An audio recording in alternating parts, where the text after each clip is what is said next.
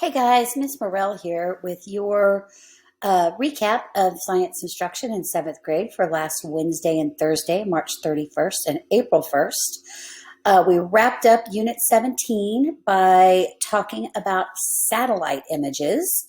Um, we began with a quick look at how the Grand Canyon was formed. And I told my classes that was really fun for me because I had always thought the Grand Canyon was carved strictly by the Colorado River, and it wasn't. It used to be an inland sea.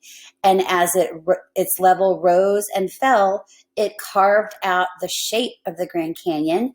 And then as the Rocky Mountains formed and there was snow on top of them, when the snow melt, the Colorado River formed, which then continued weathering and eroding the Grand Canyon. But I love it when I get to learn something new too.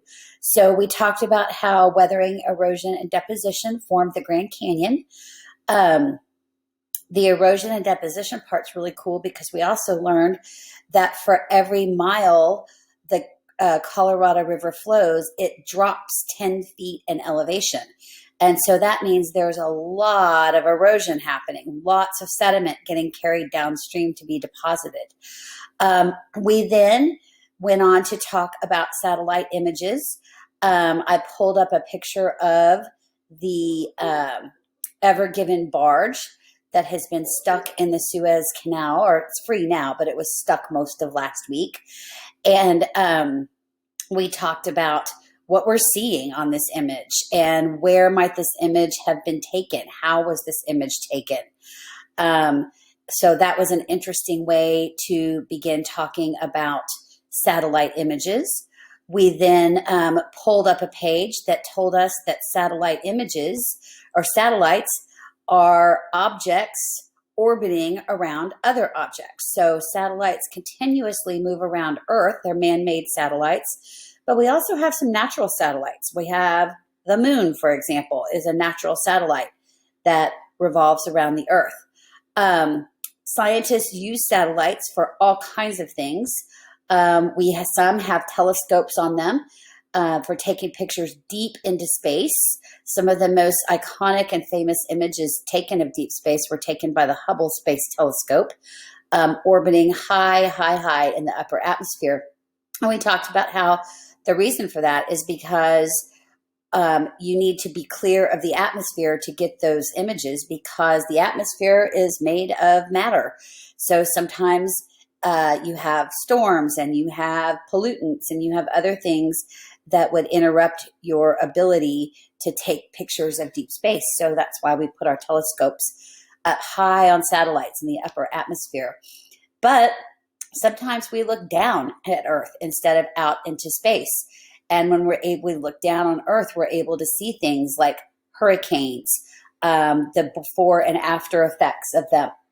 And we can use satellite images to make predictions, map the ocean floor.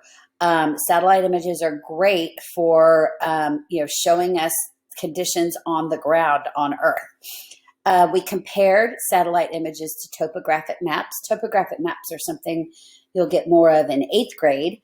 Topographic maps show elevation and the shape of the land and the features that form what topographic maps show. The processes that form what topographic maps show are very slow processes. So while a topographic map is great for showing you which side of Enchanted Rock is best for hiking versus rappelling, they're not so great for showing you short-term change, like change caused by weathering, erosion, and deposition. So here's an example. Here's a picture of Enchanted Rock with a topographic map and a satellite image. So you can see that they're very different kinds of images. Then we finished up our discussion by looking at some before and after YouTube clips that were just really interesting. We're able to see some of the changes had taken place in a matter of days. And so these were really great examples of the things that we could use satellite images for and the things that they show us. We then spent a little bit of time playing with Google Earth and showing you guys how you can go down that fun rabbit hole and explore even more about Earth using satellite images. We asked you to complete your homework, and then a satellite images learning check where we gave you some black and white images and asked you to analyze them and answer questions. But we also gave you an image of the Houston Ship Channel and asked you to locate features in the Houston Ship Channel based on instructions to give you practice of analyzing those satellite images. So that's about it. That's what we did. We have Writing Star this week, so there won't be any new material Monday, Tuesday, but please don't forget, you have a test over Unit 17, which is catastrophic events and their impacts, and weathering, erosion, deposition, and satellite images on Wednesday and Thursday of this week. That will be April 7th and 8th. All right. If you have any questions, please see your science teacher.